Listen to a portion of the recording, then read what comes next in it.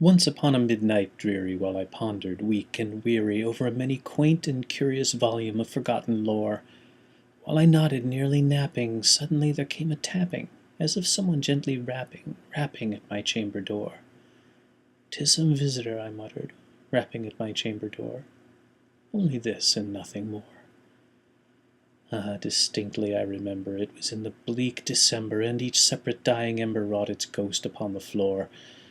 Eagerly I wished the morrow, vainly I had sought to borrow from my book surcease of sorrow, sorrow for the lost Lenore, for the rare and radiant maiden whom the angels named Lenore, nameless here forevermore. And the silken, sad, uncertain rustling of each purple curtain thrilled me, filled me with fantastic terrors never felt before, so that now, to still the beating of my heart, I stood repeating, "'Tis some visitor entreating entrance at my chamber door, some late visitor entreating entrance at my chamber door. This it is, and nothing more." Presently my soul grew stronger, hesitating then no longer. "Sir," said I, "or madam, truly your forgiveness I implore. But the fact is I was napping, and so gently you came rapping, and so faintly you came tapping at my chamber door, that I scarce was sure I heard you. Here I opened wide the door. Darkness there, and nothing more." Deep into that darkness peering, long I stood there wondering, fearing, doubting, dreaming dreams no mortal ever dared to dream before. But the silence was unbroken, and the darkness gave no token, and the only word there spoken was the whispered word, "Lenore." This I whispered, and an echo murmured back the word Lenore. Merely this, and nothing more. Back into the chamber turning, all my soul within me burning, soon again I heard a tapping somewhat louder than before.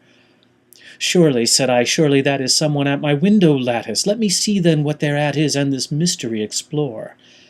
Let my heart be still a moment, and this mystery explore. 'Tis the wind, and nothing more." Open here I flung the shutter, when with many a flirt and flutter in there stepped a stately raven of the saintly days of yore. Not the least obeisance made he, not a minute stopped or stayed he, but with mien of lord or lady perched upon my chamber door, perched upon a bust of Pallas just above my chamber door, perched and sat, and nothing more. Then this ebony bird beguiling my sad fancy into smiling, by the grave and stern decorum of the countenance it wore. "Though thy crest be shorn and shaven, thou," I said, "art sure no craven, ghostly, grim, and ancient raven, wandering from the nightly shore. Tell me what thy lordly name is on this night's Plutonian shore." Quoth the raven, "Nevermore." Much I marvelled this ungainly fowl to hear discourse so plainly, though its answer little meaning, little relevancy bore. For we cannot help agreeing that no living human being ever yet was blessed with seeing bird above his chamber door. Bird or beast above the sculptured bust above his chamber door, with such name as Nevermore. But the raven, sitting lonely on the placid bust, spoke only that one word, as if his soul in that one word he did outpour. Nothing further than he uttered, not a feather than he fluttered, till I scarcely more than muttered, "Other friends have flown before. On the morrow he will leave me as my hopes have flown before." Then the bird said, "Nevermore."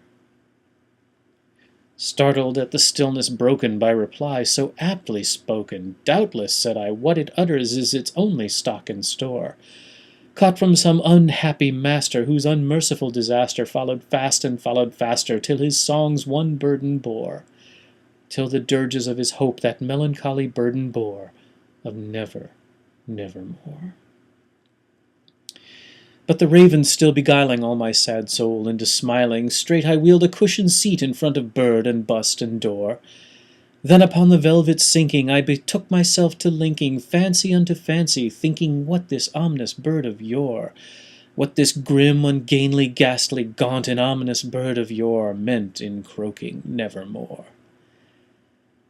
This I sat engaged in guessing, but no syllable expressing to the fowl whose fiery eyes now burned into my bosom's core. This and more I sat divining, with my head at ease reclining on the cushion's velvet lining that the lamplight gloated o'er. but whose velvet violet lining with the lamplight gloating o'er she shall press nevermore. Then methought the air grew denser, perfumed from an unseen censer swung by seraphim whose footfalls tinkled on the tufted floor. Wretch, I cried, thy God hath lent thee, by these angels he has sent thee, respite, respite and nepenthe from thy memories of Lenore.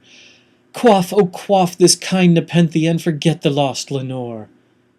Quoth the raven, nevermore.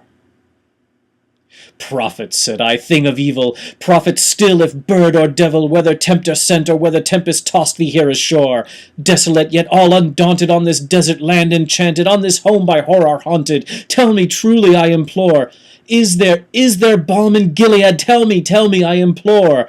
Quoth the raven, nevermore. Prophet, said I, thing of evil, prophet still, if bird or devil, by that heaven that bends above us, by that God we both adore, tell this soul with sorrow laden, if within the distant Aidenn it shall clasp a saint and maiden, whom the angels name Lenore. Clasp a rare and radiant maiden, whom the angels name Lenore. Quoth the raven, nevermore. Be that word our sign of parting, bird or fiend, I shrieked, upstarting, get thee back into the tempest and the night's Plutonian shore. Leave no black plume as a token of that lie thy soul has spoken. Leave my loneliness unbroken, quit the bust above my door. Take thy beak from out my heart, and take thy form from off my door. Quoth the raven, nevermore. And the raven, never flitting, still is sitting on the pallid bust of Pallas just above my chamber door, and his eyes have all the seeming of a demon's that is dreaming, and the lamplight o'er him streaming throws his shadow on the floor. And my soul from out that shadow that lies floating on the floor shall be lifted nevermore.